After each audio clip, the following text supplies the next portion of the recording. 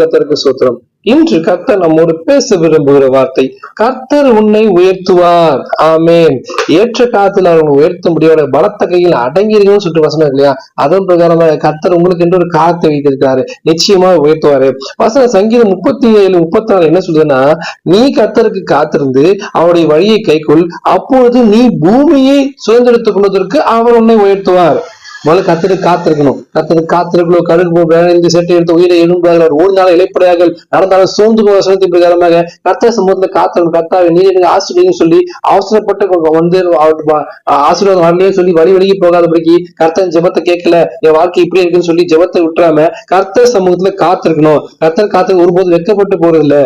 அவர் அடுத்த வழியை கேட்கணும். வழி கேட்கணும்னா வசனத்தை, அவர் வசனத்தை தியானித்து படித்து தியானித்து அப்படி நடந்து அவருடைய வார்த்தையில கட்டளையில கை கொள்ளணும். இப்படிலாம் செஞ்சோம்னா பூமியை சுதந்திரத்து கொண்டதுக்கு, பூமியில உனக்கு வந்து ஆசீர்வாதம் தருவேன், சுகம் தருவேன், பலம் தருவேன், வீடு தருவேன், கார் தருவேன்னு சொல்ல, பூமியை மொத்தமாக நீ சுதந்திரத்துக் கொள்ள முடியாத, சுதந்திரமாக பெற்றுக்கொள்ள முடியாத கர்த்தர் உங்களை உயர்த்துவார். அதனால தைரியமா இருங்க. சூழ்நிலைக்கு வந்து சோர்ந்து போகாதீங்க, தோல்விக்கு வந்து தோர்ந்து போகாதீங்க. கர்த்தர் உங்க பட்சத்தில் இருக்கிறார். அவர் கைக்குள்ள அடங்கிருங்க. அவர் வார்த்தைக்கு காத்துருங்க. அவர் சமூகத்துல காத்துருங்க. வசனத்தை கை கொடுங்க, நிச்சயமா உயர்த்துவார். சூழ்நிலை மாறும். எல்லாரும் பார்த்து ஆச்சரியப்பட முடியாத மலைமே உள்ள பட்டணமே உங்களை மாற்றுவார். யோசேப்பை பாத்தீங்கன்னா எல்லாரும் வந்து அவர்கிட்ட அடிமையா போன யோசேப்பை கர்த்தர் சமூகத்துல காத்திருந்தா அவர் என்ன பண்ண, ஏற்ற காலம் வந்தது. அவர் தேசத்துக்கு அதிபதியாக மாத்தினாரு. எல்லாரும் வந்து அவன்கிட்ட கையெழுத்து நிற்கும்படியாக கர்த்தர் செய்தார். அதே போல உங்களையும் உயர்த்துவார். விசுவாசத்தோடு காத்திருங்க. அந்த யோசேப்பு இன்று உங்களோடு இருக்கிறார். ஆமென். God bless you.